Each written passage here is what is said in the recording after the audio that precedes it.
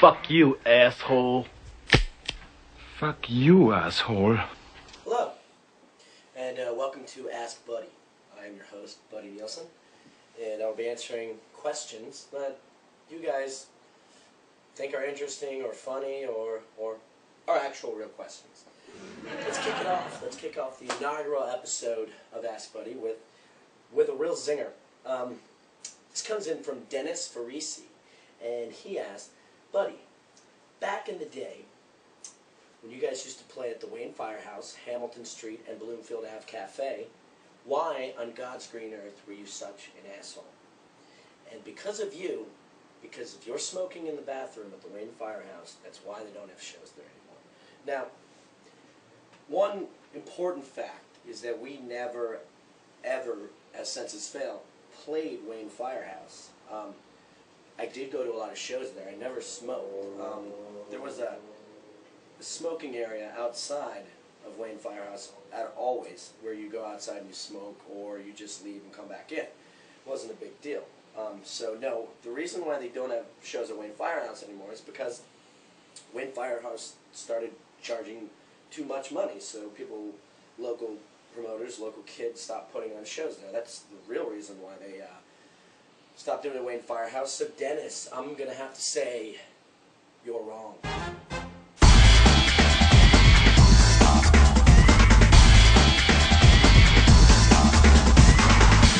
Next up, we have a question from Tara. Have you ever felt you made a special connection with an individual at a show? You know, how every girl has a fantasy, our eyes locked, and it was love. Does that really happen, or is that just BS?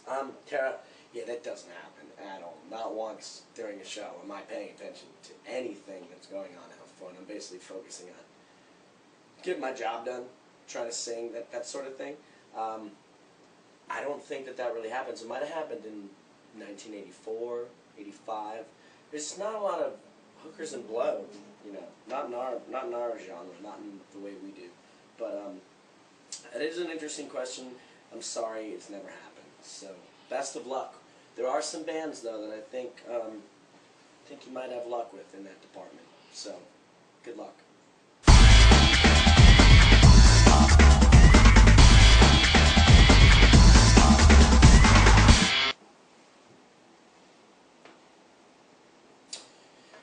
So, Becky from Minnesota asks, why don't you guys like to come to Minneapolis? Is it because the Quest is gone? What is it? Is there a general reason why you don't like to come to where I live? Basically, the deal with touring is we don't necessarily get to pick everywhere we go. We have a general idea. Hey, we're going to go out in America. Hey, we're going to go out in England, London, England, perhaps. But for the most part, the booking agent is in charge of that. W. Andrew Ellis, who's a booking agent. He's a very, very happy guy. And we're doing a B-Market tour this upcoming tour because there's so many bands that are going on tour in the fall that where did I put this? We didn't really want to compete, so what we just ended up doing was saying, hey, let's go to Reno, let's go to McAllen, Texas. Only been there once, you know, Charleston, South Carolina. So basically, it's not that I don't like Minnesota. I do like the Packers. I don't like the Vikings, but I really like Minnesota. I like the Mighty Ducks a lot. I think that's a big movie in my childhood. So I can guarantee you that we will be back. So fear not, Census Fail will be back to the lakes.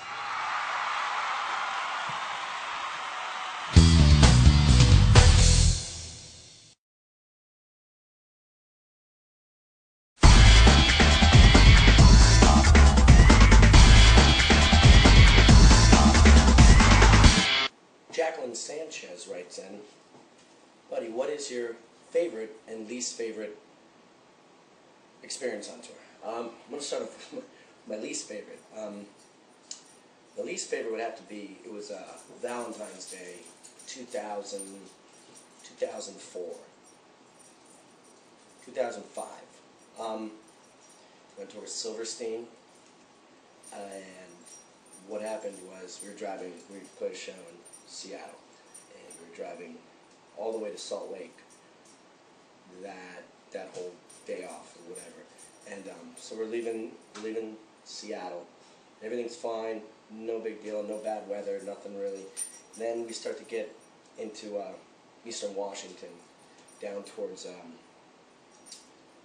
Idaho and that sort of thing, or actually down towards Oregon, and it starts to get foggy. And the kid that was driving, he's from Orange County, California, so I ended up taking over because I just got a little worried. Just got a little worried that he'd never seen snow or anything like that. So what happened was I took over and shut up, dogs, you shut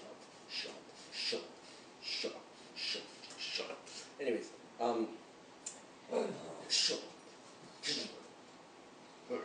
I took over, and basically what happened is everything was fine for maybe the next 100 miles, and then I started pulling over every now and then to get gas and just asking, hey, are there mountains up there? And just because we'd never driven that way out of Seattle, and there are mountains there. They're very big mountains, and I found that out the hard way by driving, and immediately I didn't realize I was going. I knew I was going up, but I didn't realize that we were as high as we were, and it just out of nowhere I looked, and all I could see was just this valley of lights, and I was like, oh, well, we're up high, and then literally it went from everything's fine to blizzard, worst snow I've ever driven in my life, and you knew it was bad because the 18-wheelers were all pulled over to the side, and I basically stopped and talked to them, and they're like, I wouldn't drive if I were you if you don't have chains on your tire.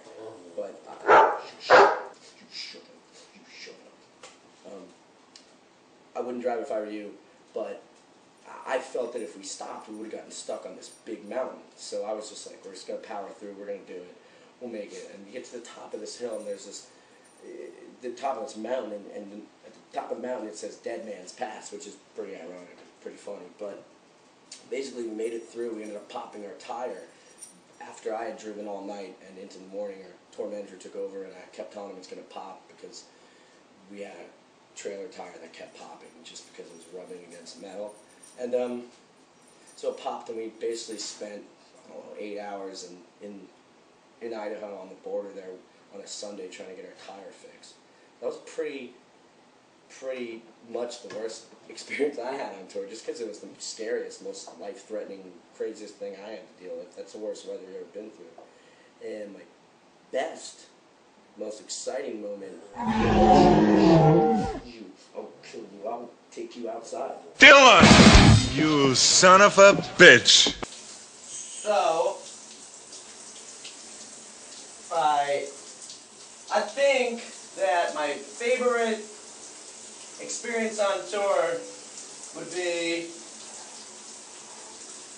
probably when we were out with Monine, Beautiful Mistake, Boys Night Out, and a band called Folly. That was like the first time we ever headlined outdoor. It was just awesome. Just people came to the show, and I felt like, wow, you know, maybe this is gonna work out for me. Maybe I'm not gonna have to work at a gas station. My stepdad always told me I'd be going to the University of Amico, so I was always a little worried.